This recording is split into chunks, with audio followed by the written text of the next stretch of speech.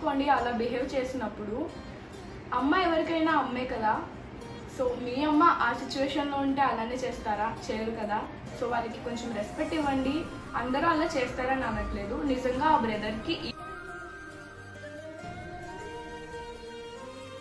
Hello అండి, welcome back to my channel.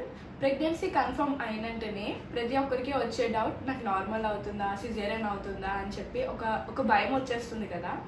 So నేను normal delivery అవ్వడానికి నేను ఫాలో అయిన టిప్స్ని ఈ వీడియోలో షేర్ చేసుకుంటాను. మనం 4 పాయింట్స్ కింద డివైడ్ చేసుకుందాము, మీకు కూడా ఒక క్లారిటీ ఉంటుంది కదా. Food, medication, exercise and weight management, ఈ 4 పాయింట్లు ఈ వీడియోలో కవర్ చేసుకున్నాము.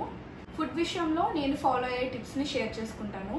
మార్నింగ్ అయితే నేను 10 బాదం పప్పులు తినేదాన్ని, లేదు అంటే ఏదైనా ఫ్రూట్ జ్యూస్తో నా డే స్టార్ట్ చేసేదాన్ని హెల్దీగా. టిఫిన్ కూడా ఎక్కువ హెవీగా ఆయిల్స్లో డీప్ ఫ్రై చేసేది అలా కాకుండా కొంచెం లైట్గా ఇడ్లీ, పెసరట్టు, ఓట్స్ అలా హై ఫైబర్ ఉన్న ఫుడ్ తీసుకోండి. నేను ఎందుకు హై ఫైబర్ ఎక్కువ ఉన్న ఫుడ్ తీసుకున్నానో మీకు చెప్తాను. ప్రెగ్నెన్సీ టైంలో ఎక్కువ ఫ్రూట్స్ అండ్ నట్స్ మనం ఎక్కువ తినాలి కాబట్టి అవి తినండి స్నాక్స్ టైంలో. అండ్ లంచ్ టైంలో వచ్చి ఎక్కువ ప్రోటీన్ ఉన్న ఫుడ్ తీసుకోవాలి. ప్రోటీన్ ఉండాలి, ఫైబర్ ఉండాలి, కార్బ్స్ ఉండాలి, ఈ 3 ఉండేలా చూసుకోండి. మనకి ప్రోటీన్ ఎక్కువ దేంట్లో దొరుకుతుంది? ఎగ్స్లో ఉంటుంది, పన్నీర్ ఉంటుంది, చికెన్ ఉంటుంది, ఇంకా చాలా ఉంటాయి ప్రోటీన్. అవన్నీ మీరు చూసుకొని యాడ్ చేసుకోండి. అలానే ఫైబర్ ఉన్న ఫుడ్ కూడా యాడ్ చేసుకోండి. అండ్ దాంతోపాటు లీఫీ వెజిటేబుల్స్ కూడా యాడ్ చేసుకోవాలి. మీరు తోటకూర ఫ్రై, పాలకూర ఫ్రై అవన్నీ కూడా సైడ్ డిష్ కింద యాడ్ చేసుకోండి, లేదా పప్పులో యాడ్ చేసుకోవచ్చు. ఆకుకూర పప్పు వండుకుంటాం కదా, డైలీ అలా ఏదో ఒక ఆకుకూర తినడానికి ట్రై చేయండి. ఇంకా మన మీల్స్లో సలాడ్ కూడా ఇంక్లూడ్ చేసుకోండి. క్యారెట్, కీరా ఇలా పచ్చివి తినడం వల్ల కూడా చాలా మంచిది. ఎగ్స్ తినడానికి కూడా ట్రై చేయండి. నేనైతే డైలీ 2 ఎగ్స్ తినేదాన్ని, మార్నింగ్ ఒకటి, ఈవినింగ్ ఒకటి తినేలాగా. 4 to 5 టైంలో నేను డ్రై ఫ్రూట్ బర్ఫీ తినేదాన్ని. విడివిడిగా డేట్స్, నట్స్ తినడం ఇష్టం లేని వాళ్ళు ఇలా డ్రై ఫ్రూట్ బర్ఫీ చేసుకోండి. ఇది మన ఛానల్లో ఆల్రెడీ అప్లోడ్ చేశాను, ఒకసారి చెక్అవుట్ చేయండి. నెక్స్ట్ డిన్నర్లో ఏంటంటే మనకి ఈజీగా డైజెస్ట్ అయ్యే ఫుడ్ తీసుకోండి. అండ్ గ్యాస్ ఎక్కువ ఫామ్ అయ్యే ఫుడ్స్ కూడా అవాయిడ్ చేసేసేయండి. డిన్నర్ అనేది చాలా లైట్గా ఉండాలి. మనం డిన్నర్ అనేది ఎక్కువ హెవీగా చేసామంటే చాలా ప్రాబ్లం అవుతుంది మనకి. సో డిన్నర్ అనేది మీరు మార్నింగ్ అంతా ఎంత తీసుకున్న ఫుడ్ నైట్ మాత్రం లైట్గా తీసుకోవడానికి ట్రై చేయండి. నెక్స్ట్ నేను హై ఫైబర్ ఫుడ్ ఎందుకు బ్రేక్ఫాస్ట్లో తీసుకునేదాన్నో చెప్తానని చెప్పాను కదా. సో మ్యాక్సిమం చాలామంది ప్రెగ్నెంట్స్ ఫేస్ చేసే ఇష్యూ కాన్స్టిపేషన్. అందరికీ ఒక 100 మెంబర్స్లో ఒక 95 మెంబర్స్కి ఈ కాన్స్టిపేషన్ ప్రాబ్లంతో బాధపడతారు. అందుకే నేను హై ఫైబర్ ఎక్కువ ఉన్న ఫుడ్ని తీసుకునేదాన్ని. కాన్స్టిపేషన్ని మనం డైట్లో చేంజెస్ చేసుకోవడం వల్ల దాన్ని కంప్లీట్గా అవాయిడ్ చేసుకోవచ్చు. సో మీరు ఎక్కువ హై ఫైబర్ ఉన్న ఫుడ్ని బ్రేక్ఫాస్ట్లో తీసుకోండి. ఓట్స్, పెసలు, అంజీర్, డేట్స్, నట్స్ ఇవన్నీ యాడ్ చేసుకుంటూ ఉండాలి. మెయిన్ స్వీట్ కార్న్ కూడా యాడ్ చేసుకోండి, దాంట్లో కూడా హై ఫైబర్ ఉంటుంది కాబట్టి మీరు మ్యాక్సిమం స్వీట్ కార్న్ స్నాక్స్ టైంలో తీసుకోవడానికి ట్రై చేయండి. బ్రేక్ఫాస్ట్లో ఇవి ఇంక్లూడ్ చేసుకోండి, సరిపోతుంది. ఏదో మీకు ఇంకా కాన్స్టిపేషన్ ప్రాబ్లం హెవీగానే ఉంది అంటే ఒకసారి డాక్టర్తో చెప్పండి, ఒక సిరప్ లాంటిది ఇస్తారు, అది కూడా తీసుకుంటూ ఉండండి. దాంతోపాటు మీరు హైడ్రేటెడ్గా ఉండడం చాలా important. Daily 3 to 4 litres water అనేది ఖచ్చితంగా తాగాలి. అది వాటర్ ఫామ్లో అయినా తీసుకోవచ్చు, జ్యూసెస్ అయినా తీసుకోవచ్చు, కోకోనట్ వాటర్ అయినా తీసుకోవచ్చు, బటర్ మిల్క్ అయినా తీసుకోవచ్చు. ఎలా అయినా సరే మీరు 4 లీటర్స్ వాటర్ అనేది కన్జ్యూమ్ చేసేలా చూసుకోండి డేకి. నెక్స్ట్ మెడిసిన్ అనేది ప్రెగ్నెన్సీలో మెయిన్ ఇంపార్టెంట్ రోల్ ప్లే చేస్తుంది. మనం తీసుకున్న ఫుడ్ ఇంటేక్లో ఇన్ కేస్ ఏదైనా మనం ఫుల్ఫిల్గా తినకపోయినా ఏదైనా చేసినా మెడిసిన్స్ ద్వారా అది రికవర్ అవుతూ ఉంటుంది. కాబట్టి మీరు ఖచ్చితంగా ఐరన్, కాల్షియం అనేది డెఫినెట్గా యూజ్ చేయాలి డేలో. మనకి ప్రెగ్నెన్సీలో బాగా ఇంపార్టెంట్ ఏంటి? బ్లడ్ ఒకటి, అలానే మన బోన్ స్ట్రెంగ్త్. మనం బేబీని బయటికి పుష్ చేయాలంటే మనకి చాలా స్ట్రెంగ్త్ కావాలి. సో మనకి కావాల్సింది బ్లడ్ ఒకటి, కాల్షియం ఒకటి. అందుకే డాక్టర్స్ మనకి ఐరన్, కాల్షియం ఇస్తూ ఉంటారు. కానీ చాలామంది టాబ్లెట్స్ వేసుకోవడం నెగ్లెక్ట్ చేస్తూ ఉంటారు. అలా చేయొద్దు. మీరు డైలీ మెడిసిన్ ఇంటేక్ అనేది ఖచ్చితంగా తీసుకోవాలి. అలానే మంత్లీ చెకప్స్ అనేవి కూడా చాలా ఇంపార్టెంట్. మనం వెయిట్ ఎంత పెరుగుతున్నాము, లోపల బేబీ వెయిట్ ఎంత గెయిన్ అవుతుంది కూడా మనం మానిటర్ చేసుకుంటూ ఉండాలి. కాబట్టి మంత్లీ చెకప్స్ అనేవి నెగ్లెక్ట్ చేయకండి. మీరు హాస్పిటల్లో ఒకవేళ చెక్ చేసుకోకపోయినా మనకి దగ్గరలో అంగన్వాడీ సెంటర్స్ ఉంటాయి, వాళ్ళు బాగా ఫాలో అప్ చేస్తూ ఉంటారు. ప్రతి నెల వెయిట్ చెక్ చేస్తారు, అలానే హిమోగ్లోబిన్ లెవెల్ ఎంత ఉందో కూడా చెక్ చేస్తుంటారు.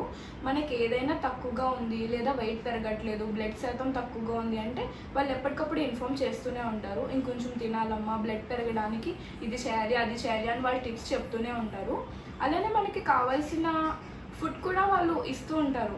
ఎగ్స్ ఇస్తారు, మిల్క్ ఇస్తారు, ఇంకా చాలానే ఇస్తారు. గవర్నమెంట్ అనేది ఒక మంచి స్కీమ్ మనకి ఇస్తుంది కాబట్టి దాన్ని మనం యూటిలైజ్ చేసుకోవాలి.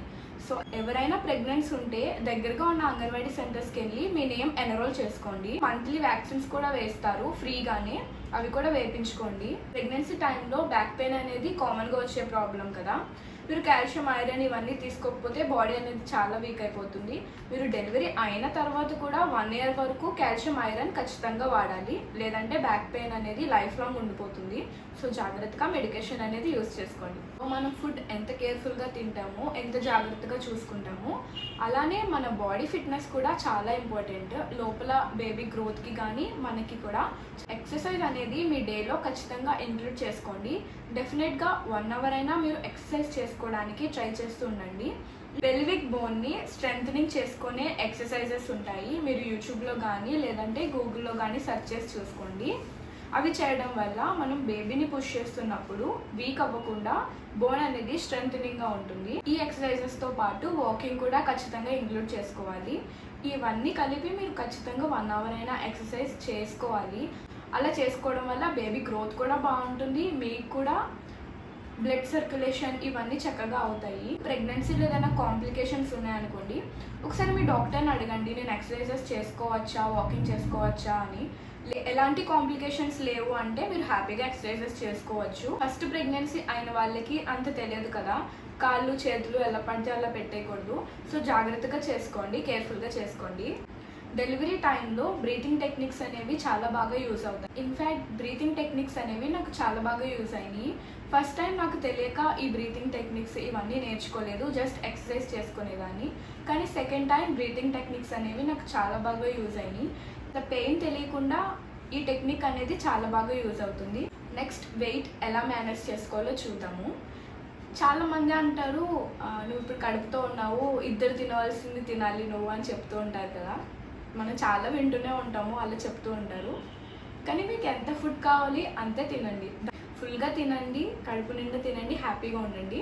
కానీ అంతకన్నా ఓవర్గా ఎక్కిస్తే అది ఓవర్ వెయిట్కి అవుతుంది, డెలివరీ టైంలో కూడా చాలా ఇబ్బంది అవుతుంది. అలానే మీరు అవాయిడ్ చేయవలసిన ఫుడ్ ఏంటంటే స్వీట్స్, అంటే షుగర్ ఎక్కువ ఉన్న ఫుడ్స్ కంప్లీట్గా అవాయిడ్ చేసేసేయండి. ఐస్ క్రీమ్స్, చాక్లెట్స్, స్వీట్స్ ఇవన్నీ అవాయిడ్ చేసేసేయండి. అది బేబీకి మంచిది కాదు, మీకు కూడా మంచిది కాదు. అలానే వీలైనంత వరకు జంక్ ఫుడ్ అవాయిడ్ చేసేసేయండి. బయట ఏ ఆయిల్స్ వాడతారో, ఎలాంటి ఫుడ్ వాళ్ళు ప్రిపేర్ చేస్తారో మనకి తెలియదు, మీ హెల్త్కి అస్సలు మంచిది కాదు. ఆ టైంలో మ్యాక్సిమం జంక్ ఫుడ్ అవాయిడ్ చేసేయండి. క్రేవింగ్స్ వస్తాయి, రావు అని అనట్లేదు. మంత్లీ 1 or 2 ఓకే, కానీ అంతకు మించి అయితే తినద్దు బయట ఫుడ్. సో మీ హెల్త్ బాగుంటేనే కదా బేబీ హెల్త్ కూడా బాగుంటుంది. హెల్తీ బేబీ కోసం కొన్ని సాక్రిఫైస్ చేయాలి, తప్పదు. ఓవర్ వెయిట్ అయిపోయినప్పుడు దాన్ని తగ్గించుకోవడం చాలా కష్టం. వెయిట్ అనేది ఇలా మేనేజ్ చేసుకున్నామంటే డెలివరీ తర్వాత మనకి వెయిట్ లాస్ అవ్వడం కూడా కొంచెం ఈజీ అవుతుంది. సో ఎక్కువ షుగర్ ఉన్న ఫుడ్స్, జంక్ ఫుడ్ మానేస్తే మీరు ఓవర్ వెయిటే అవ్వరు. మీకు ఎంత వెయిట్ అయితే కావాలో అంత వెయిటే గెయిన్ అవ్వండి, బేబీని హెల్తీగా ఉంచుకోండి. ప్రెగ్నెంట్గా ఉన్నప్పుడు నేను ఫేస్ చేసిన ఒక విషయాన్ని మీతో షేర్ చేసుకుంటాను. 6th కంప్లీట్ అయిపోయింది, 7th monthలోకి ఎంటర్ అవుతున్నాను. అమ్మ వాళ్ళ ఇంటి దగ్గర నుంచి హస్బెండ్ ఇంటికి వస్తున్నప్పుడు టికెట్స్ లేక జనరల్ దాంట్లో మేము ట్రావెల్ చేస్తున్నాం ట్రైన్లో. అయితే అక్కడ అందరూ ఆడవాళ్ళే ఉన్నారు. సీట్ ఇంకా చాలా ఖాళీగా ఉంది, కొంచెం జరగండి అక్క నేను కూర్చుంటాను అంటే, లేదు లేదు మా మమ్మీకి కొంచెం సేపు తర్వాత ఇలా చాపుకుంటారు, మాకు సరిపోదు అని చెప్పారన్నమాట. వాళ్ళకి ఉన్నారు, చిన్న చిన్న పిల్లలు 2 ఉన్నారు. నేను అలానే నుంచున్నాను. ఎదుర్కొంటా ఒక అబ్బాయి తను లేచి తన సీట్ నాకు ఇచ్చి మీరు ఇక్కడ కూర్చోండి అని చెప్పాడనమాట. వాళ్ళు ఆ సిచ్యువేషన్ ఫేస్ చేసుకుంటూ వచ్చిన వాళ్ళే కదా, ఆ టైంలో ఎలా ఉంటుందో వాళ్ళకి కూడా తెలుసు కదా. కానీ ఒక ప్రెగ్నెంట్ ఉమెన్ అలా నుంచుంటే వాళ్ళ సీట్ ఇవ్వడానికి కూడా వాళ్ళకి లేదు, ఆ మినిమం కామన్ సెన్స్ కూడా లేదు. కానీ అబ్బాయి చదువుకుంటున్నాడు, స్టూడెంట్, నా ఏజే ఉంటుంది, లేదు నాకన్నా చిన్నవాడే అయి ఉంటాడు. తనంత మెచ్యూర్గా ఆలోచించాడు ఆ టైంలో. ఆ అబ్బాయి లెగడం చూసి ఇంకొకరు లేచి మా హస్బెండ్కి సీట్ ఇచ్చారు, మీరు ఇక్కడ కూర్చోండి అని. మ్యాక్సిమం చాలామంది ప్రెగ్నెంట్ ఉన్నప్పుడు ఫేస్ చేసే ఉంటారు. కానీ ఒకటి గుర్తుపెట్టుకోండి, అలా బిహేవ్ చేసినప్పుడు అమ్మ ఎవరికైనా అమ్మే కదా. సో మీ అమ్మ ఆ సిచ్యువేషన్లో ఉంటే అలానే చేస్తారా? చేయరు కదా. సో వాళ్ళకి కొంచెం రెస్పెక్ట్ ఇవ్వండి. బస్లో, ట్రైన్స్లో అలా నుంచున్నప్పుడు, క్యూలో నుంచున్నప్పుడు మీరు కొంచెం స్పేస్ ఇచ్చి వాళ్ళని పంపించండి. వాళ్ళు ఎక్కువసేపు నుంచోలేరు కదా. వాళ్ళే కాకుండా లోపల బేబీని కూడా వాళ్ళు మొయ్యాలి కాబట్టి వాళ్ళకి కొంచెం రెస్పెక్ట్ ఇవ్వండి. వాళ్ళకి హెల్ప్ చేయకపోయినా పర్వాలేదు, కానీ రెస్పెక్ట్ ఇవ్వడం మాత్రం నేర్చుకోండి. అందరూ అలా చేస్తారని అనట్లేదు. నిజంగా ఆ బ్రదర్కి ఈ వీడియో ద్వారా నేను థ్యాంక్ యూ చెప్పుకుంటున్నాను. ఈ వీడియోని ప్రెగ్నెంట్ లేడీస్ చూస్తూ ఉంటారు కదా. ఐ హోప్ మీ అందరికీ సేఫ్ డెలివరీ అవ్వాలి with a healthy baby. So ఎలాంటి టెన్షన్స్ పడకుండా మీ బేబీని మిమ్మల్ని కొంచెం కేర్గా చూసుకోండి. అది నార్మల్ డెలివరీ అయినా సీ సెక్షన్ అయినా దేనికి కంగారు పడకండి. ఏదైనా సరే మన మంచికే అని అనుకోండి. బేబీ హెల్దీగా పుడితే అదే చాలు కదా. సో దేనికి కంగారు పడకుండా హ్యాపీగా ఉండండి. అలానే డెలివరీ తర్వాత వచ్చే బెల్లీ ఫ్యాట్ని కంట్రోల్ చేసుకోవడానికి నడికట్టు వేసుకుంటుంటాం కదా. అది ఆల్రెడీ మన ఛానల్లో పోస్ట్ చేశాను. 6 months plus baby food recipes కూడా మన ఛానల్లో ఉంటాయి, ఒకసారి చెక్అవుట్ చేయండి. ఈ వీడియో కనుక మీకు ఇన్ఫర్మేటివ్గా అనిపిస్తే ఎవరైనా ప్రెగ్నెంట్ ఉమెన్ ఉన్న వాళ్ళకి ఈ వీడియో షేర్ చేయండి. ఈ వీడియో కనుక మీకు నచ్చినట్లయితే please like, share and subscribe to my channel. Thank you. Bye bye.